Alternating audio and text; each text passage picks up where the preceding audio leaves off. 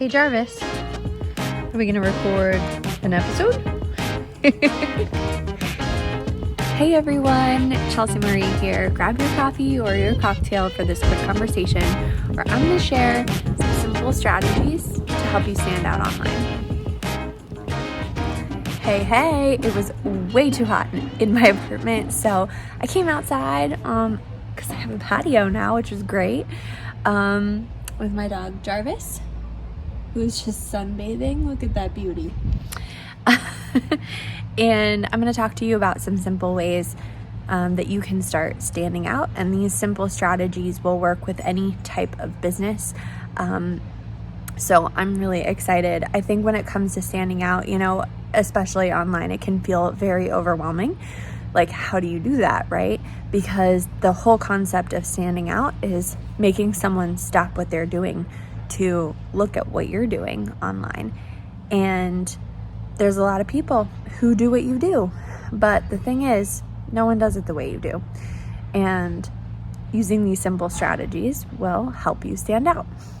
And just a side note, if you are wanting to build a brand strategy that's really cohesive and does help you stand out online, then you got to make sure you are signed up for my free class next week. I'll be sharing the 5 steps that I go through with all of my clients to help them build a strategy and a brand strategy that will truly stand out online.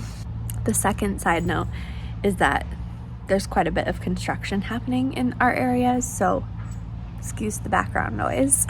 The first strategy I want to share is about using your quirks. This is something that is so overlooked because it comes so naturally to you that you may not even know what those quirks are. But when it comes to creating content and showing up online, the more that you can use your personal quirks, the more your content will stand out.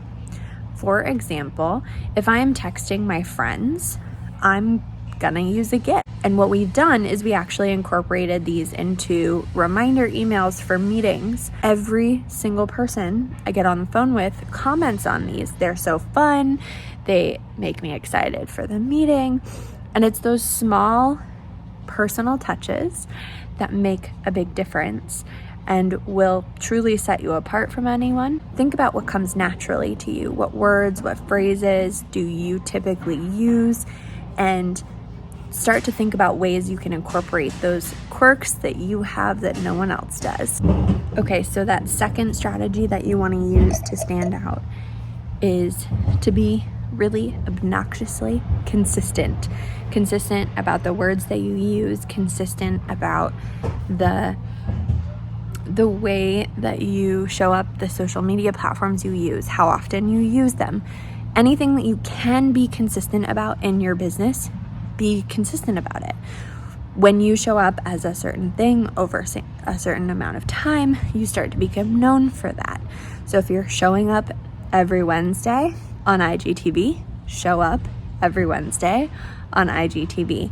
No one's perfect, but the more consistent you can be, the more you'll build a reputation for that. Geico has a really great example of this.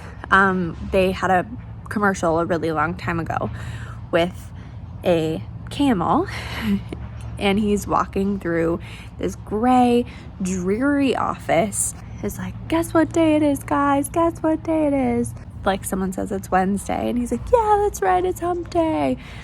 The fun fact about this is that every single Wednesday, Geico's search ratings in Google spike because of this silly commercial that they attached to their brand. So think about all the ways that you can be consistent in your business and be consistent. The final strategy I want to share is that to truly stand out, you do have to use your perspective.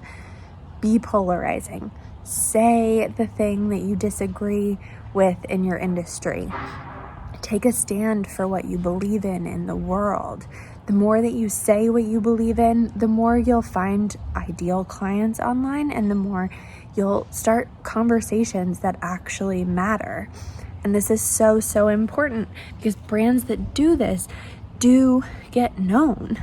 and they get known because they're different. They're not saying the same thing that everyone else in their industry is saying.